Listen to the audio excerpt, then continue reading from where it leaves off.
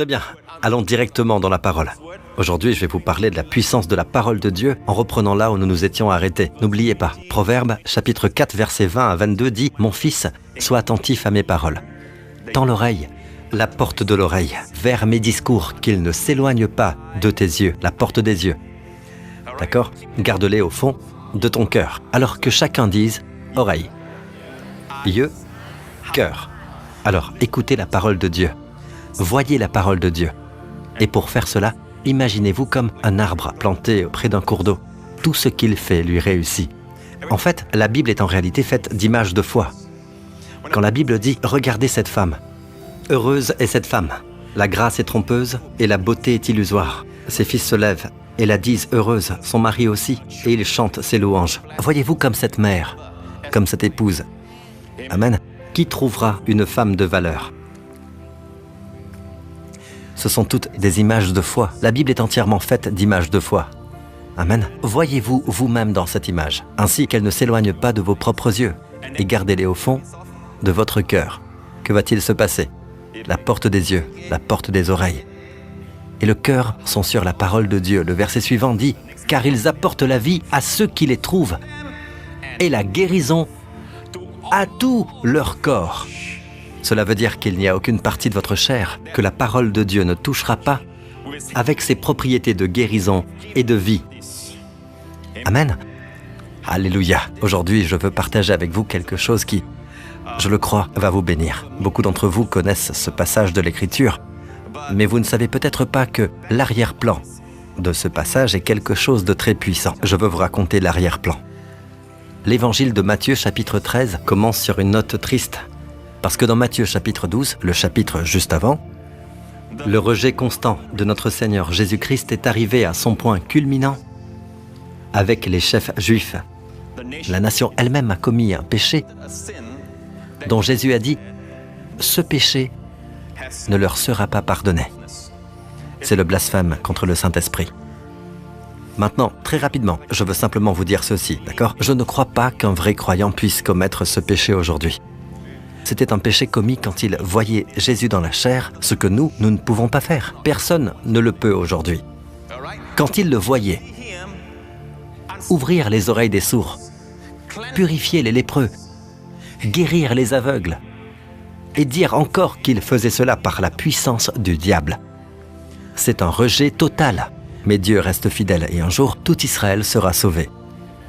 Mais c'est juste pour vous donner le contexte. Quand Jésus a tourné le dos à cette nation, pour la première fois, dans Matthieu chapitre 13, il a commencé à prêcher en parabole.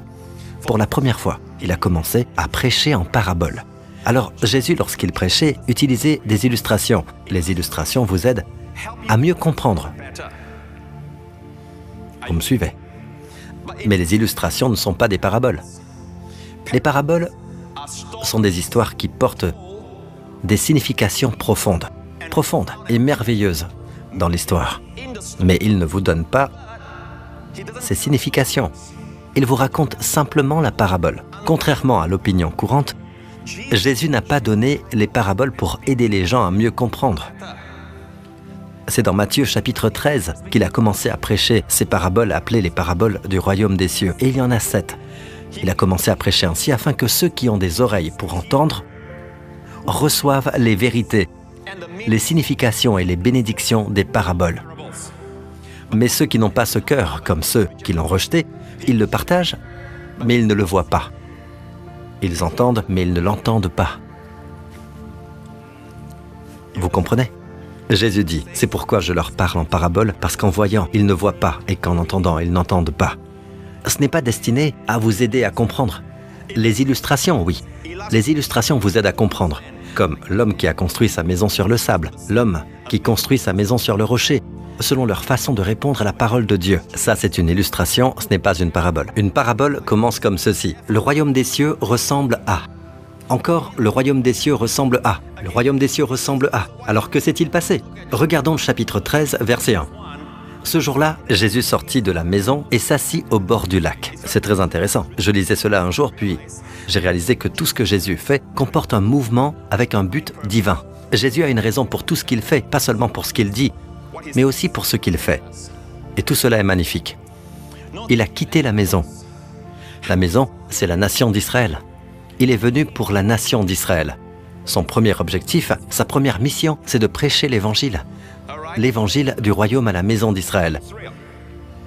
Mais quand ils l'ont rejeté, remarquez, Jésus sortit de la maison. Le chapitre 12, le chapitre juste avant, parle de son rejet ultime, le blasphème contre le Saint-Esprit. Et maintenant, il a quitté la maison et il s'assit au bord du lac. Le bord, ce bord du lac, c'est celui de Galilée. Renvoie toujours aux nations. Goïm en hébreu. Les nations. La maison signifie Israël. La mer signifie les nations. Il a quitté la maison et s'est assis au bord du lac. La foule se rassembla autour de lui, pas une simple foule. Elle était si nombreuse qu'il monta dans une barque où il s'assit. C'est une barque. Il est monté dans une barque et il s'est assis. Et qu'a fait la foule? Toute la foule se tenait sur le rivage. Il leur parla en parabole sur beaucoup de choses. Alors la première parabole, il dit un semeur sortit pour semer. Alors écoutez et dites-moi. Supposons que vous n'avez pas l'avantage de recevoir l'interprétation de Jésus lui-même plus tard, et vous entendez cela pour la première fois. Voyez ce que vous pouvez comprendre. Un semeur sortit pour semer. Comme il semait, une partie de la semence tomba le long du chemin, et les oiseaux vinrent et la mangèrent. Ensuite, une autre partie tomba dans un sol pierreux, où elle n'avait pas beaucoup de terre. Elle leva aussitôt, parce qu'elle ne trouva pas un terrain profond. Mais quand le soleil parut, elle fut brûlée et sécha, faute de racines. Une autre partie tomba parmi les ronces. Les ronces poussèrent et l'étouffèrent. Une autre partie tomba dans la bonne terre. Elle donna du fruit, avec un rapport de 100, 60 ou 30 pour 1. Que celui qui a des oreilles pour entendre, entende. Est-ce que vous comprendriez? Soyez honnête. Si vous n'aviez pas l'avantage de l'interprétation de Jésus lui-même, est-ce que vous comprendriez? D'accord? C'est ce qu'il a prêché aux grandes foules. Puis la Bible nous dit, les disciples s'approchèrent et lui dirent, « Pourquoi leur parles-tu en parabole? Pourquoi leur parles-tu en parabole? » N'oubliez pas, il avait été rejeté. Il y a quelque chose au sujet de Dieu. Laissez-moi vous dire ceci, quelque chose au sujet de ce livre. Si vous ne l'estimez pas, il ne vous livre pas ses richesses. Ou ses richesses à elle, car la sagesse est personnifiée comme une femme. Ceux qui vont à la Bible pour chercher des fautes ne voient jamais la beauté. C'est comme une femme méprisée. D'accord? Elle croiserait simplement les bras et elle ne se livrerait pas à vous. Elle ne partagerait pas sa sagesse avec vous. La Bible dit, tiens-la en haute estime et elle t'élèvera. La sagesse est la chose principale. Acquiert la sagesse et avec tout ce que tu possèdes, acquiert l'intelligence. Et c'est pour cela que ces choses sont même cachées aux intellectuels. Ceux qui abordent la Bible avec leur intelligence et qui ne dépendent pas du Saint-Esprit ne voient rien. Vous me suivez? Donc Jésus leur a prêché cette parabole. Puis les disciples lui demandent « Pourquoi leur parles-tu en parabole ?» Autrement dit, c'est la première fois, depuis son rejet, qu'il commence à parler en parabole. Ensuite, il leur répondit « Parce qu'il vous a été donné à vous de connaître les mystères du royaume des cieux. » Vous voyez, vous et eux, d'accord? Il vous a été donné, vous, mes disciples, vous qui croyez en moi comme le Messie, vous qui m'avez accueilli, vous qui ne m'avez pas rejeté. Il vous a été donné, à vous, de connaître les mystères du royaume des cieux. Mais qu'à eux, cela n'a pas été donné. Laissez-moi vous dire ceci au sujet de donner, donner, donner. Si Dieu ne donne pas, vous n'avez rien, mon frère. Ne l'oubliez jamais, d'accord? Jésus dit, il vous a été donné, à vous. Mais qu'à eux, cela n'a pas été donné. Eux, ici, désigne ceux qui ne croient pas, ceux qui n'ont pas de cœur pour la parole de Dieu. D'accord? Même s'ils entendent la parole de Dieu, comme maintenant, il y a une grande foule qui m'écoute, pas seulement dans cet auditorium, mais aussi à l'avenir, dans des millions de foyers, grâce à la diffusion. Mais les grandes foules ne signifient pas que tout le monde a un cœur pour la parole de Dieu. Alors, qui est le vous et qui est le eux? À vous de décider. Voulez-vous faire partie du vous, à qui il est donné de connaître les mystères, ou est-ce que vous êtes de ceux à qui cela n'a pas été donné? Vous écoutez, peuple de Dieu. Si vous êtes un vrai disciple, vous avez un cœur pour entendre. Amen. Jésus veut vous révéler les choses. Amen. Donc, Jésus dit, il vous a été donné à vous de connaître les mystères du royaume des cieux, mais qu'à eux, cela n'a pas été donné. En effet, on donnera à celui qui a... Qui a quoi? Évidemment, qui a un cœur qui écoute. Hein? Dans le récit de Luc, il dit « Prêtez bien attention à ce que vous entendez. On utilisera pour vous la même mesure dont vous vous serez servi et on y ajoutera pour vous qui écoutez. Si vous écoutez ou lisez la parole de Dieu à 30 pour 1, vous recevrez 30 pour 1 en retour, la vertu et la bénédiction. Si vous l'écoutez à 100 pour 1, vous recevrez un résultat à 100 pour 1. Faites donc bien attention à la manière dont vous écoutez. » Luc 8, verset 18. D'ailleurs, vous connaissez cette parabole ? Elle est rapportée dans tous les évangiles synoptiques, sauf Jean. Donc, dans le récit de Luc, Luc dit « Faites attention à la manière dont vous écoutez ». Dans le récit de Marc, il souligne « Prêtez bien attention à ce que vous entendez ». On utilisera pour vous la même mesure que celle dont vous vous serez servi. Donc Luc a rapporté le comment, Marc a rapporté le quoi. Ainsi, ce que Jésus a dit, c'est ceci « Faites bien attention à ce que vous écoutez, à la manière dont vous écoutez ». Il y a des prédicateurs aujourd'hui qui disent « La guérison n'est pas pour aujourd'hui. La guérison a pris fin quand Pierre a disparu. La guérison n'est pas pour aujourd'hui. » D'accord ? Ne croyez pas en Dieu pour la guérison. Ne donnez pas de faux espoirs aux gens et ce genre de choses. Nous remercions Dieu. Chaque semaine, nous avons des témoignages de personnes dans le monde entier qui sont guéries à travers ce ministère. D'accord ? Ce n'est pas le ministère, c'est Jésus-Christ. Mais je parle de ce ministère parce que nous avons la responsabilité de diffuser la parole qui dit que Jésus guérit. Imaginez maintenant que je dise « Dieu ne guérit pas aujourd'hui ». Alors aucune de ces personnes ne serait guérie. Faites attention à ce que vous entendez et à la manière dont vous écoutez. D'accord, vous me suivez? Très bien. Matthieu chapitre 13 dit « On donnera à celui qui a quoi? Un cœur qui écoute. À lui on donnera et il sera dans l'abondance. » Vous voyez, c'est l'idée de Dieu que vous soyez dans une plus grande abondance. D'accord? Mais à celui qui n'a pas une oreille qui écoute, on enlèvera même ce qu'il a. Donc même s'il l'a, parce qu'il n'a pas un cœur qui écoute, ce n'est pas parce que vous saviez certaines choses il y a 1 an ou il y a 3 ans. D'accord ? Même si vous êtes prédicateur. Écoutez-moi, vous qui regardez. Peu importe, le fait est que si vous ne continuez pas avec un cœur qui écoute, même ce que vous avez peut vous être enlevé. Et vous savez qui est celui qui l'enlève. D'accord ? Verset 13. Voilà pourquoi je leur parle en parabole, dit Jésus. Parce qu'en voyant, ils ne voient pas, et qu'en entendant, ils n'entendent pas, et ne comprennent pas. Alors regardez ceci. Jésus a dit, pour eux s'accomplit cette prophétie d'Ésaïe. Vous aurez beau entendre, vous ne comprendrez pas. Vous aurez beau regarder, vous ne verrez pas. En effet, le cœur de ce peuple est devenu insensible. Pour ceux d'entre vous qui comprennent, devenu insensible, en hébreu, shamen, dans l'Ancien Testament, lorsque ce verset est cité. D'ailleurs, c'est cité d'Ésaïe chapitre 6. Ésaïe a eu une vision. Il était devant le trône de Dieu. Et il a entendu la voix de Dieu dire ces paroles. La même citation revient encore dans Jean chapitre 12. Cette fois, cela indique qu'Ésaïe l'a vu, lui, Jésus-Christ, sur le trône. Alors, il est ici dans la chair, et il dit exactement ce qu'il a dit à Ésaïe. Le cœur de ce peuple est devenu insensible. Ils se sont bouchés les oreilles. Devenu insensible, c'est un cœur huileux. Vous ne voulez pas avoir un cœur huileux. Shamen, Gat Shamen. Gethsemane, la même huile. Un cœur huileux, ce n'est pas un bon cœur. Et il est dit, le cœur de ce peuple est devenu insensible. Ils se sont bouchés les oreilles. Dites boucher les oreilles. Le mot boucher signifie lourd en hébreu, et ici c'est du grec, mais en hébreu c'est kaved, issu de kaphod, lourd à entendre. Ils ne peuvent pas le supporter, alors ils s'endorment. Quand la parole de Dieu vient, ils ne peuvent pas. Les oreilles sont bouchées. D'accord ? Ils ont fermé les yeux. Alors, certains pensent qu'on n'y peut rien si les gens ne comprennent pas. Ils ne comprennent pas. Mais ce n'est pas ce qui se passe. Jésus dit, ils ferment délibérément les yeux. Ils ferment délibérément les oreilles. Ils refusent de comprendre avec leur cœur.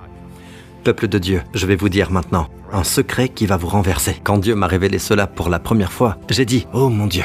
J'ai écrit dans ma Bible, oh l'amour de Dieu, au point que Dieu veuille s'obliger lui-même. Dieu veut même que vous l'engagiez par son amour à vous guérir.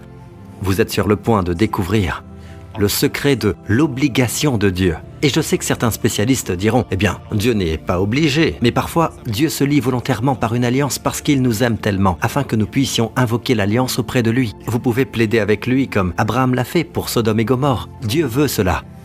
Dieu se lie lui-même.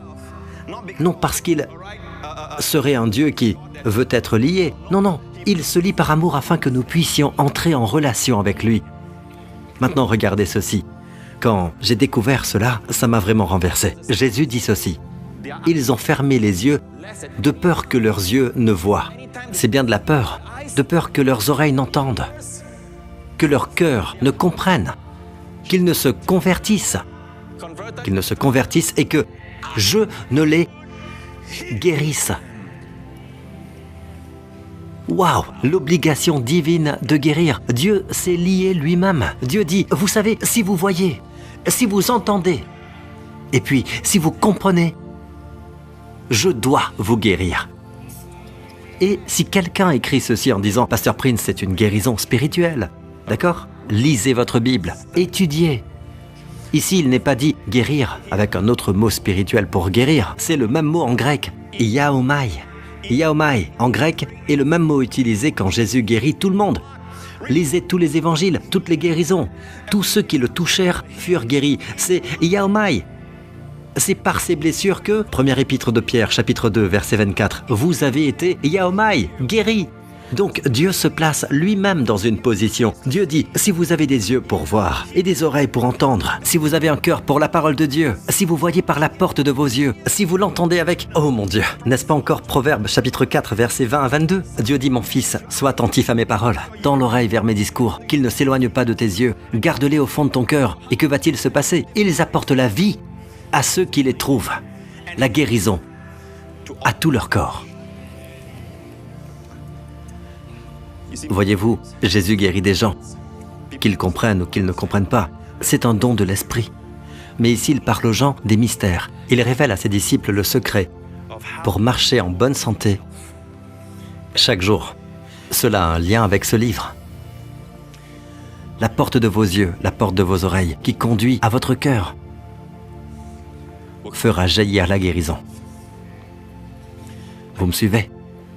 Maintenant, allons plus loin. Puis il s'est tourné vers vous tous ceux de la New Creation Church, tous ceux qui regardent à travers la télévision. D'accord? Il dit, mais heureux sont vos yeux parce qu'ils voient, et vos oreilles parce qu'elles entendent. Amen. Tournez-vous vers votre voisin et dites, heureux sont vos yeux. Ils voient. Tournez-vous vers quelqu'un d'autre et dites, heureuses sont vos oreilles, elles entendent. D'accord? Continuons. Le verset suivant. Car Jésus dit, je vous le dis en vérité, beaucoup de prophètes et de justes, ce sont de bonnes personnes. Beaucoup de prophètes et de justes ont désiré voir ce que vous voyez et ne l'ont pas vu. Entendre ce que vous entendez et ne l'ont pas entendu. Les gens n'ont pas réalisé qui était au milieu d'eux. Ce n'est pas seulement le fils de Joseph, il est le fils du Dieu vivant. Il est le Messie. Il est l'ange de l'Éternel qui est apparu à Abraham. Il est Melchisédek dans la chair. Et il dit, vous ne réalisez pas combien de justes et de prophètes dans l'Ancien Testament ont désiré voir ce que vous voyez de vos yeux. Ils ont désiré entendre ce que vous entendez tous et ils ne l'ont jamais entendu. Amen. Vous ne savez pas combien de personnes n'entendent pas ce que vous entendez ce matin. Non, je ne suis pas en train de me vanter. Si vous ne me connaissez pas encore maintenant, autant oublier. Je parle du fait d'être reconnaissant d'être dans un lieu où la parole de Dieu est prêchée. Amen. Où elle est expliquée. Très bien, poursuivons. Puis Jésus dit au verset 18, « Vous donc écoutez ce que signifie la parabole. » Là, vous allez entendre l'explication de la parabole, d'accord ? Mais par manque de temps, et ce n'est pas le sujet que je veux développer aujourd'hui, je ne vais pas passer en revue les 7 points. Je vais simplement en aborder un seul pour en tirer un principe. La semence qui est tombée le long du chemin. Jésus dit, lorsqu'un homme entend la parole du royaume et ne la comprend pas, le mauvais vient, le diable, et enlève ce qui a été semé dans son cœur. Cet homme est celui qui a reçu la semence le long du chemin. Très bien. L'homme entend et ne la comprend pas. Vous dites, Pasteur Prince, voilà ma bénédiction qui s'en va, parce que bien souvent, je ne comprends pas ce que vous racontez, mon frère. Non, il ne parle pas de ce genre-là. Rappelez-vous, la semaine dernière, je vous ai dit que même si vous ne comprenez pas, continuez à lire la parole de Dieu. Plus vous lisez, plus la compréhension viendra. Surtout quand vous avez un cœur enseignable comme un enfant, dépendant simplement du Saint-Esprit. Dieu vous montrera. Il ne parle pas de ça. Parfois, vous entendez des vérités que vous ne comprenez pas. Je partageais avec mes pasteurs au sujet de la vision des 4 bêtes de Daniel, dont j'ai parlé un peu la semaine dernière. Ils n'ont pas compris. d'accord? Mais j'apprends encore, je comprends encore, et je les aide. Ce n'est pas de cela que Dieu parle. Savez-vous que cette expression « ne la comprends pas » n'est pas du genre passif, je ne comprends pas. Dans le verbe grec, c'est actif. Ils le font délibérément. C'est le participe présent actif. Ce mot, comprendre, cela veut dire quoi? Ils l'entendent volontairement. Quand ils l'entendent, ils ne veulent volontairement pas comprendre. Ils ne veulent pas méditer. Ils ne veulent pas étudier. Ils ne veulent pas poser de questions. C'est quelque chose de délibéré. Ils n'apprécient pas, n'estiment pas, ne chérissent pas la parole de Dieu. Vous écoutez, peuple de Dieu. C'est pour cela que j'enseigne sur la méditation. Tous les 2 ou 3 années, je partage cela. Et je partage sur la méditation depuis les années 1980. C'est ce qui a construit ma vie. Chaque mot, comme je l'ai prêché la semaine dernière, est porteur de sens. Vous devez presser un verset. Et puis, dans le verset, presser un mot jusqu'à en extraire chaque vertu, chaque goutte de ce verset. Vous l'utilisez en méditant. Je ne suis pas en train de dire que vous devez marcher chaque matin dans le métro, les yeux dans le livre, en bousculant tout le monde, d'accord? Vous voyez ce que je veux dire? Mais vous pouvez lire le matin ou prendre ma méditation quotidienne. Il y a un verset là. Prenez ce verset. Ne laissez pas d'autres personnes méditer à votre place. Ne laissez pas les gens décortiquer les versets et méditer pour vous. Prenez simplement ce verset, lisez la prédication, prenez le verset, mémorisez-le, puis allez au travail en méditant ce verset. Laissez le Saint-Esprit vous enseigner. Amen. La façon d'apprendre à méditer, c'est de méditer. La façon de prier, c'est de commencer à prier. C'est ainsi que vous apprenez à prier.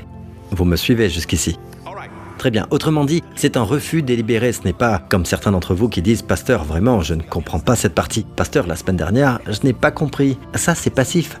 Ici, c'est un participe présent actif en grec, dans le mot « ne comprend pas ». Il refuse délibérément, volontairement de comprendre. Vous me suivez? Vous comprenez?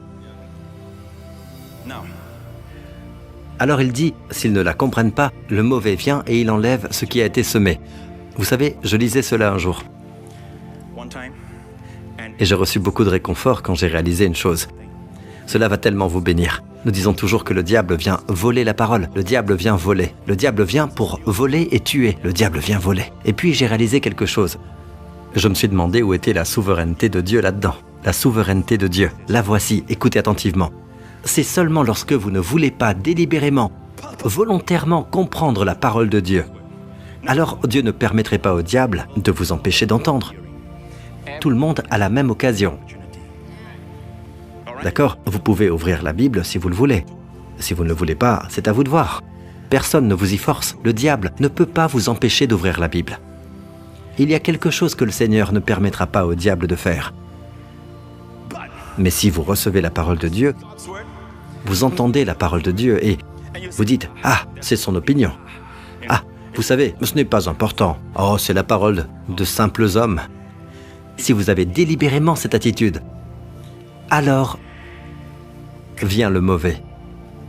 Et seulement à ce moment-là. Quand j'ai vu cela, j'ai été tellement encouragé. Le diable ne peut pas venir n'importe comment et enlever votre privilège d'entendre la parole de Dieu. Mais si vous la refusez délibérément, alors vient le mauvais. Je vous le dis, quand j'ai réalisé le mot « lorsque », le Saint-Esprit a fait ressortir pour moi le mot « lorsque » est là. J'ai crié « Alléluia » pour la souveraineté de Dieu. Il y a certaines limites que Dieu a fixées au diable. Et Dieu dit « Tu ne peux pas les empêcher d'entendre ma parole. S'ils le choisissent, tu ne peux pas les empêcher de vouloir comprendre. S'ils ont un cœur qui écoute, le seul moment où tu peux entrer et enlever la parole de leur cœur, c'est s'ils refusent délibérément, volontairement de comprendre, de méditer, de lire. Alors je te permets d'enlever ce qui est dans leur cœur. Waouh! Quel encouragement! Vous comprenez? Lorsqu'il ne comprend pas, le mauvais vient. Ce n'est pas comme s'il pouvait venir n'importe quand et simplement retirer. Non, lorsque vous ne comprenez pas, alors vient le mauvais. Dites waouh!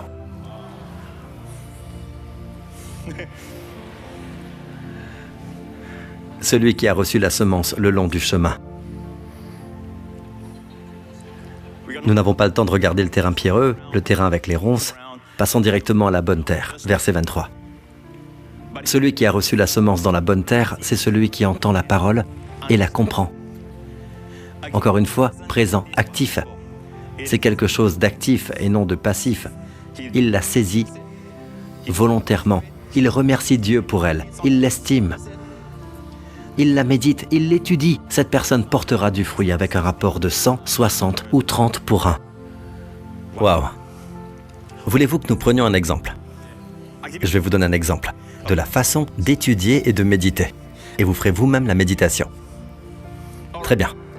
Par exemple, je vous ai parlé du psaume 110, 110 la semaine dernière. L'Éternel a déclaré à mon Seigneur.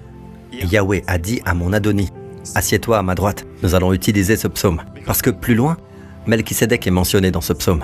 Tu es prêtre pour toujours, à la manière de Melchisédek.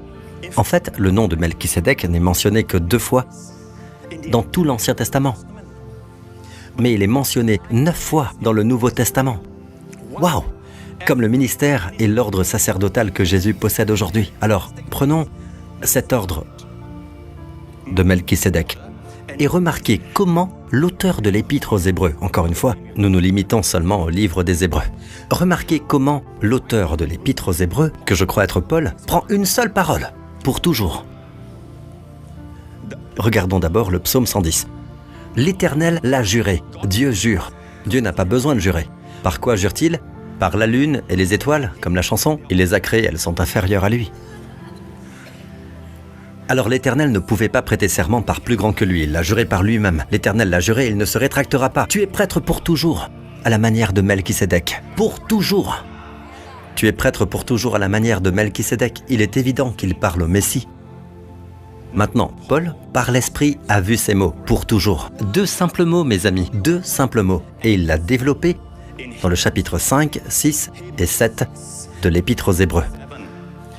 3 chapitres sur Melchisédek. Je vais essayer cela avec vous en conclusion, pour que vous compreniez. Melchisédek, c'est ce que nous appelons un vrai test pour les personnes qui ont des oreilles pour entendre, un cœur qui écoute, ou un cœur qui refuse de comprendre. Dans le chapitre 5 de l'Épître aux Hébreux, il est dit ceci. Dieu l'a déclaré grand prêtre. Il cite maintenant le psaume 110, à la manière de Melchisédek, à propos de Jésus. Nous avons beaucoup à dire à ce sujet. Nous avons beaucoup à dire sur Melchisédek, dit Paul, par l'Esprit, et des choses difficiles à expliquer, non pas parce que le problème vient de nous, le problème vient des auditeurs. Pourquoi? Parce que vous êtes devenus lents à comprendre. Le même mot que Jésus a utilisé tout à l'heure dans la parabole. Ils deviennent quoi? Lents à comprendre. Puis-je tester cela sur vous? Je peux le tester sur vous pour voir si vous êtes lent à comprendre. Je crois que vos yeux sont heureux parce qu'ils voient et vos oreilles parce qu'elles entendent. Au cas où vous auriez amené votre belle-mère aujourd'hui, d'accord? Alors, nous allons simplement essayer de régler ça. Que Dieu bénisse votre belle-mère, hein? Elle voit aussi la vérité. Gloire à Dieu. Mais, juste un petit test, pour voir si vous êtes lent à comprendre ou pas. Voyons si vous pouvez comprendre la vérité au sujet de Melchisédek. Parce qu'ici, il est dit, alors que vous devriez avec le temps être des enseignants, vous en êtes au point d'avoir besoin qu'on vous enseigne les éléments de base de la révélation de Dieu. Vous en êtes arrivé à avoir besoin de lait et non d'une nourriture solide. Donc, Melchisédek est un sujet qui distingue les garçons des hommes. Même pas les garçons, les bébés. Êtes-vous prêts? Puis-je tester cela en conclusion? D'accord? Regardez bien. Il prend un mot et passe 3 chapitres à l'expliquer. La première chose qu'il explique, c'est que son ministère est pour toujours. Dans l'Épître aux Hébreux, chapitre 7, verset 21. Il cite le psaume 110. Ces Lévites sont devenus prêtres sans une promesse, sans qu'un serment soit prêté. Jésus l'est devenu à travers le serment prêté par Dieu qui lui a dit « Le Seigneur l'a juré et il ne se rétractera pas, il ne changera pas d'avis, tu es prêtre pour toujours ». Alors, lequel est le plus puissant? Le sacerdoce lévitique d'Aaron, issu de Lévi, ou Jésus, issu de Melchisédek? Jésus. Pourquoi? Celui-ci n'a pas de promesse, donc pas de sécurité. Celui-là, Dieu lui-même l'a promis. Et Dieu n'a pas besoin de promettre. La parole de Dieu suffit. La parole de Dieu seule suffit. Dieu n'a pas besoin de promettre. Vous et moi, nous pouvons dire « je jure », mais Dieu n'a pas besoin de faire ça. La parole de Dieu suffit. Mais quand Dieu jure, waouh, j'aime toujours dire « garantie doublement blindée ». Donc Dieu a juré que le ministère de Jésus serait toujours selon la manière de Melchisédek. C'est pour cela que Jésus est le garant d'une bien meilleure alliance. Cela veut dire quoi? Il y a tellement plus. C'était par une promesse, tellement plus que le sacerdoce lévitique d'Aaron. Vous me suivez? La deuxième chose qu'il mentionne au sujet de Melchisédek a un rapport avec ce qu'on appelle la dîme. C'est ici que nous voyons si les gens comprennent ou pas. Parce qu'il y a des gens qui disent qu'aujourd'hui, nous sommes sous la grâce. Nous n'avons pas à donner la dîme. Mes amis, il y a eu un changement de sacerdoce. Il n'y a pas eu de changement dans le fait de proclamer combien le grand prêtre est grand. Et cela vient du verset 4. Épître aux Hébreux, chapitre 7, verset 4. Remarquez quelle est la grandeur de ce personnage, puisque le patriarche Abraham lui a donné même le 10e de son butin. En d'autres termes, ce livre des Hébreux est écrit au peuple juif. Ils ont une très haute considération pour Abraham. Abraham est comme leur père. Vous dites, quel père? Père Abraham, ce n'est pas père David. Ce n'est pas père Ésaïe, c'est toujours père Abraham. Alors remarquez comment le Saint-Esprit, avec maîtrise, aborde cela. Remarquez, Abraham a donné la dîme à Melchisédek pour montrer combien Melchisédek est grand. Celui à qui vous donnez la dîme proclame sa grandeur. Maintenant, le point est celui-ci. Ceux qui enseignent, nous n'avons pas la dîme. Ces enseignants de la grâce qui disent, nous ne sommes plus sous la loi, nous sommes sous la grâce. Ils prêchent à partir de la dîme lévitique et non à partir d'Abraham et de Melchisédek, ce dont nous sommes en train de parler. Il n'y a eu aucun changement dans le fait de proclamer combien Melchisédek est grand. Le Seigneur me l'a dit comme ceci. Suivez-moi dans Genèse chapitre 14, quand il apparaît pour la première fois. Melchisédek, roi de Salem, fit apporter du pain et du vin. Au fait, Melchisédek, roi de Shalom. Cela veut dire qu'il est le roi qui vous rend bien portant, le roi de votre plénitude, le roi de votre paix, le roi de votre santé. Son nom, c'est Melchi, roi Sédek, roi de justice. Et il est venu, il a apporté quoi? Du pain et du vin. Allez, allez, avez-vous un cœur qui écoute? Avez-vous un cœur qui comprend? Parlez-moi, New Creation Church. Qu'est-ce que ce pain et ce vin? La Sainte Communion. Très bien. Si on la prend correctement, elle vous donne quoi? La santé. Alors regardez ceci. Il bénit Abraham en disant, le premier mot qui sort de la bouche de Melchisédek, c'est qu'Abraham soit béni. Donc, le sacerdoce de Melchisédek, le sacerdoce de Jésus, n'a que la bénédiction. Pas de malédiction. La malédiction générationnelle, tout cela est sous la loi. Donc ici, béni soit Abraham, béni soit Dieu. Deux personnes sont bénies. L'homme et Dieu sont bénis à travers ce sacerdoce. Alors regardez ceci. Abraham lui donna quoi? La dîme de tout. Il donna à Melchisédek la dîme de tout. 10% de tout ce qu'il avait pris dans le butin. Alors regardez ceci. Melchisédek a apporté quoi? Regardez-moi. Melchisédek a apporté le pain et le vin. Abraham a apporté quoi? La dîme. La dîme, bien comprise, vous rendra riche. Oui, j'ai bien choisi mon mot. Riche. Et le Seigneur me l'a dit ainsi. La santé, si vous recevez. La richesse, si vous donnez. D'accord? Revenons au chapitre 7 de l'Épître aux Hébreux. D'accord? Descendons au verset 6 à cause du temps. Verset 8. Ici, les hommes qui sont mortels prennent les dîmes. Mais là, celui-là les prend, duquel il est rendu témoignage qu'il est vivant. Mes amis, comprenez-vous ce qui est ici et ce qui est là? Vous comprenez ou pas? Ici, dites ici. Dites là. Vous comprenez ou pas? Ici, des hommes qui meurent, des hommes mortels, reçoivent les dîmes. Ce sont les Lévites. D'accord? Il y a eu un changement de sacerdoce, mais aucun changement concernant la dîme pour proclamer combien le prêtre est grand. Parce que la dîme existe avant que la loi soit donnée. D'accord? Et personne n'a besoin de commander Abraham. C'est bien là le point. Cela ne devrait pas être un commandement dans l'Église. C'est une révélation. Mais c'est une révélation profonde, la Bible vous le dit, parce que cela fait partie de Melchisédek. Donc regardez ceci, ici les hommes qui sont mortels prennent les dîmes, mais là, celui-là les prend. Maintenant mon ami, si vous êtes spécialiste du grec, là, celui-là les prend. Cela parle de Jésus, notre Melchisédek aujourd'hui, à la droite du Père. Là, celui-là les prend. Savez-vous que c'est au présent de l'indicatif, à la voix active. Le verbe est au présent actif. Là, il les reçoit. Cela veut dire qu'en ce moment même, il est présentement et activement en train de recevoir les dîmes. La dîme n'a pas pour but de vous rendre riche. Ce n'est pas le but premier. C'est pour proclamer combien il est grand. C'est pour proclamer qu'il est vivant.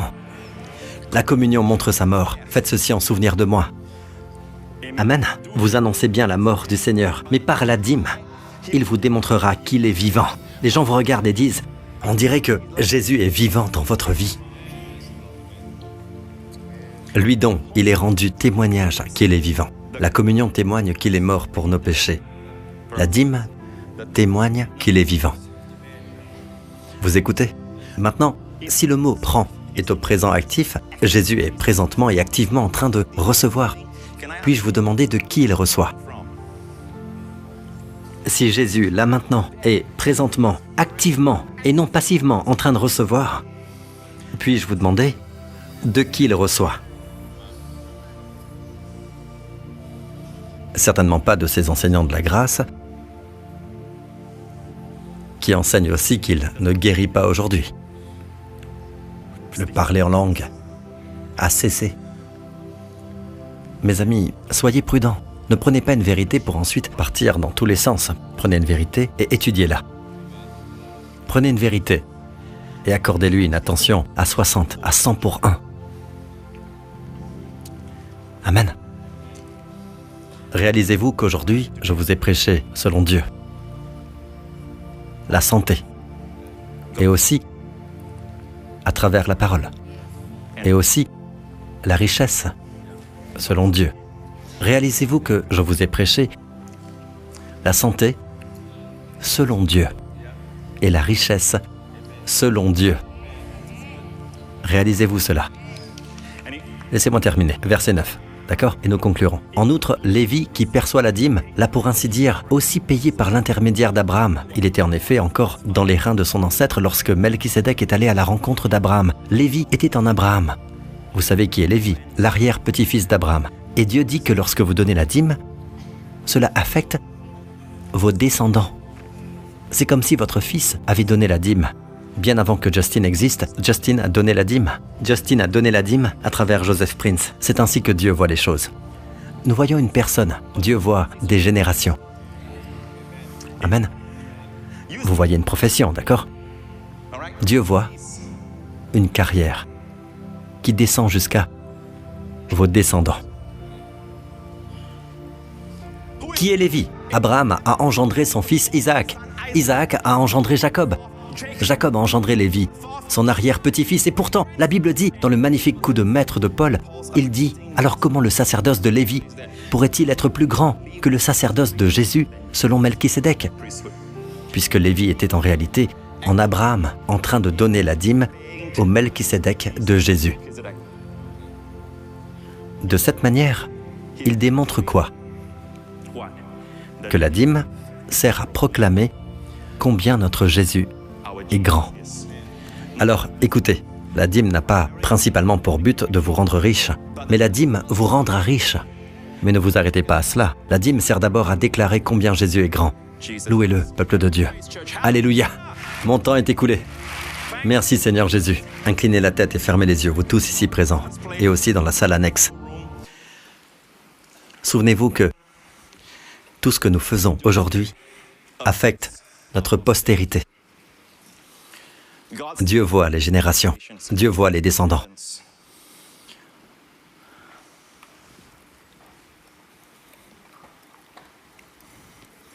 Oui, je sais. Il y a des gens qui diront, « Eh bien, je n'ai pas besoin de donner la dîme, je suis déjà riche. » Mais il existe une richesse qui vient avec le chagrin. Et il existe une bénédiction qui n'est suivie d'aucun chagrin. Je ne veux pas que mes réussites personnelles, je ne veux pas que mon intelligence produise l'argent. Je veux que Dieu me bénisse et je veux que Dieu me donne la sagesse. Et vous? Pourquoi pas maintenant, vous tous ici présents?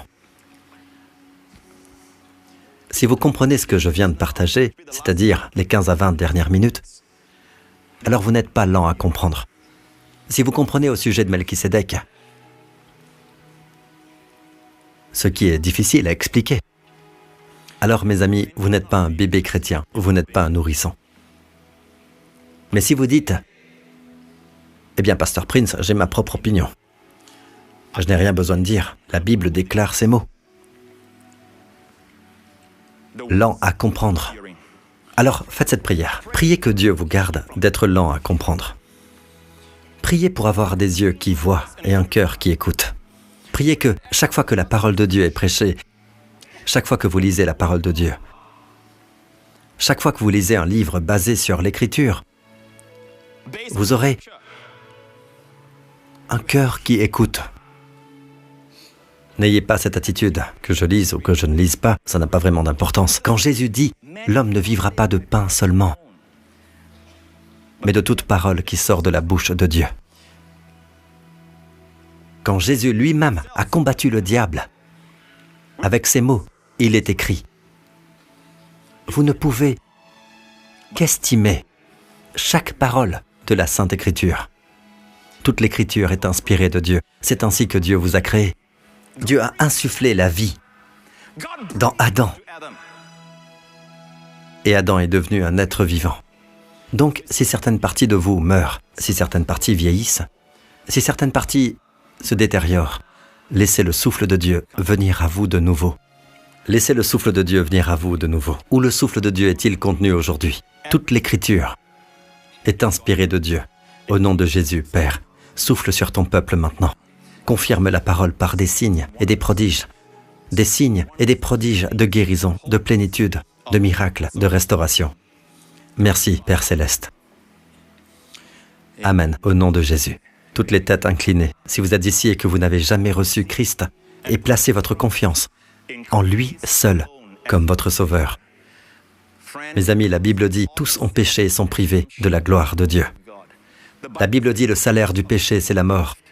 Mais le don gratuit de Dieu, c'est la vie éternelle en Jésus-Christ, notre Seigneur. Si c'est votre cas, où que vous soyez maintenant, faites cette prière à voix haute, du fond de votre cœur. Dites, Père Céleste, je crois que tu m'as aimé et que tu as envoyé ton Fils, Jésus-Christ, mourir sur la croix pour tous mes péchés.